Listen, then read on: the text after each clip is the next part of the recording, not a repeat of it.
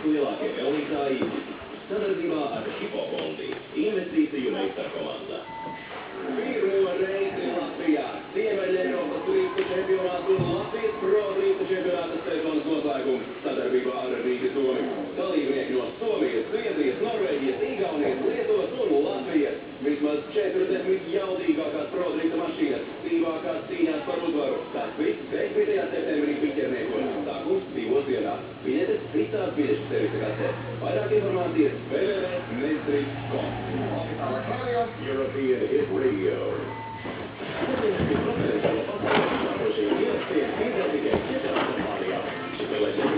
Universal Sony Music EMI un Warner.